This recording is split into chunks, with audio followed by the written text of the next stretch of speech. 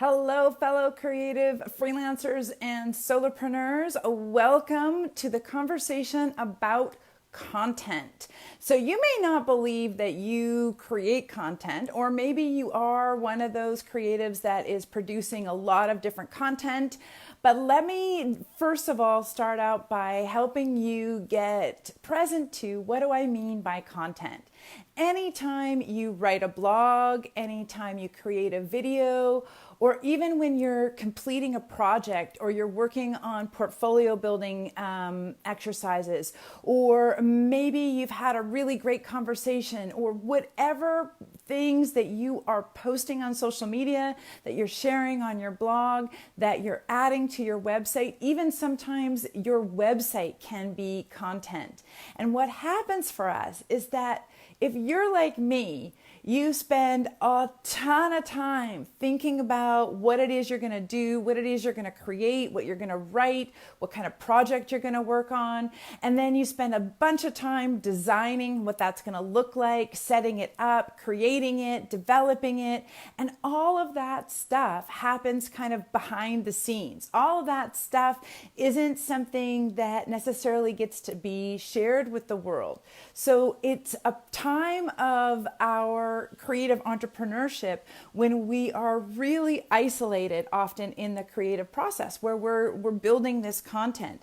And for some of us, creating content for our marketing can feel totally daunting. I know for many of my clients who have just completed the Marketing Confidence for Creatives program, their biggest struggle is, how do I take this clarity that I have in my messaging and who I am as a brand and who I'm talking to, and now how do I put that into an LinkedIn article? How do I put that into an email? And so how do you leverage what you already know about your business into content that's going to get noticed? Because the hardest thing about doing all of this work is that usually when we share it and we're like, ta-da, here it is, have a look, we may not get the validation or the response or the return on the amount of effort and energy that we've invested in creating it in the first place. And it can feel really deflating and really discouraging. It can be hard to think, oh my gosh, well now I have to go muster it up and figure out something new to create. And it can feel like we're constantly having to figure out something new to say and something new to share and create some kind of new content to be nurturing and connecting with our audiences, and especially if you're marketing here on social media. So gang, let me help you save some of that time and stress, save some of that energy, and have a different experience than what you may have had in the past. And the reason why this has come up for me is that I just did the exact opposite thing that I'm about to share with you today. Yep, that's right. I did not eat my own cooking. I did not follow my own advice. And it's probably going to cost me in terms of reach and impact. And it may even cost the audience I most want to serve the opportunity to participate. So sometimes the way in which we distribute and share our content has a big impact on what is the impact of that content, has a big impact on how many people get to see it and enjoy it. So today I want to talk to you about not doing what I just did and doing something completely different. If you are watching this live and have been struggling with how to leverage content, let me know what you've got and what you're trying to do with this. If you're watching this in the replay, absolutely share a link to the content you have and questions about how to redistribute or leverage that content. I'm happy to give you some feedback. So here's the story. I have been, like all of us here, looking at the current economy, the current marketplace, and looking at how I'm going to respond to some of the changes due to the pandemic and some of the changes due to the shifts in our economy.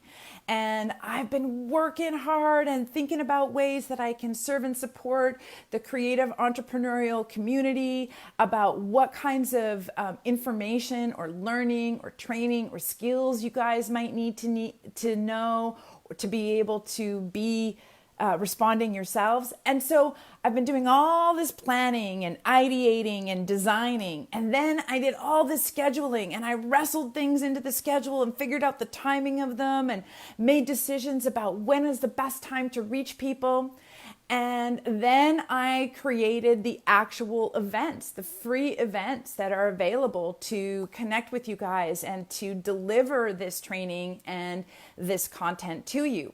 And I developed it all, and I was so excited. I was on a roll. I was being hugely productive.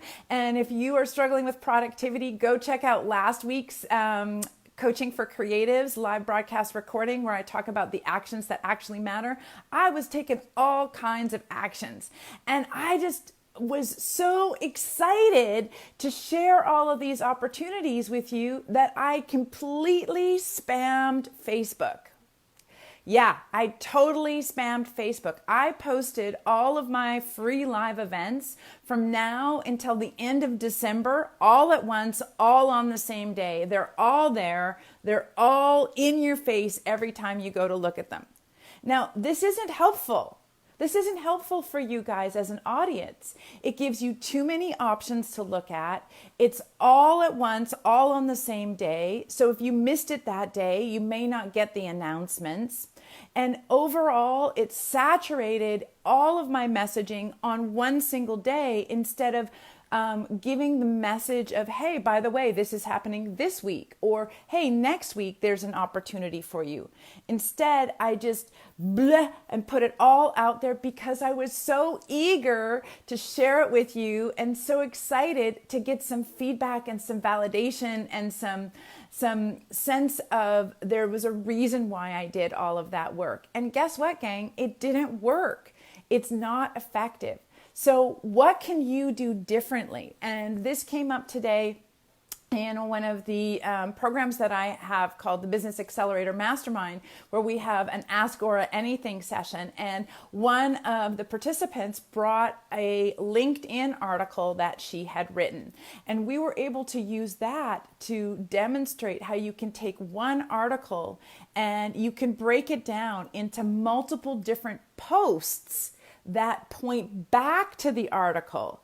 So when you're creating a piece of content, the first thing you want to decide is, where is that main piece of content going to live, and where's it going to live? And number two, or maybe even number one, they don't have to come in order. What is the purpose of that content? So if you've just gone out and done a creative shoot, what is the main purpose for that content? What are you trying to get people to do? To visit your website, to look at your services, to collaborate with you, to become aware and maybe follow you on social media? What is the number one intention that you're trying to get that piece of content to do for you? And where does it fit in the journey that your client might take you? So once you have an idea about what the key and core purpose of that piece of content is, now you can decide how you're going to leverage it. Because posting content once, or posting all your content on the same day, sharing every single image from a creative shoot, or even from if you've just finished a great project and sharing everything about that project on the same day, can it doesn't give your audience an opportunity to see it at their own schedule. I mean, we talk about when should you post things on social media all the time, and sometimes it's about the frequency. But you don't want to just take the same post and post it again and again and again and again and again and again and again every single day or multiple times. This is why you want to take that one project that you've done, that one website you designed, that one visual identity project that you created, and you want to talk about it in a few different ways. Talk about maybe the client that you worked with and what that relationship was and why you really believe in and love that client, and share a link to the work that you did. Maybe in another post you could talk about, here was the challenges that the client brought, and here was the way that I approached finding solutions for that client on that project, and it points back to that main post again, or that main piece of content. There's multiple ways that you can point to a core or anchor piece of content again and again and again and again. So like these Coaching for Creatives videos that I do them live so that they can be shared and appreciated live, and people can count on me every single week to be here for them. But then I reshare them on my pages and in my Business of Creativity group here on Facebook. I upload them to YouTube so that they can be found on YouTube. I share the YouTube link over on LinkedIn. I am working on repurposing them and adding them to my website as articles or feature bits of information. And you can see how one project, one effort, one section of working on something can then be used and leveraged multiple different times, so that you're getting the kinds of exposure and the kinds of feedback, validation, and return on your investment of your time, effort, and energy. So hopefully that is making sense for you. I just have such an itchy nose today.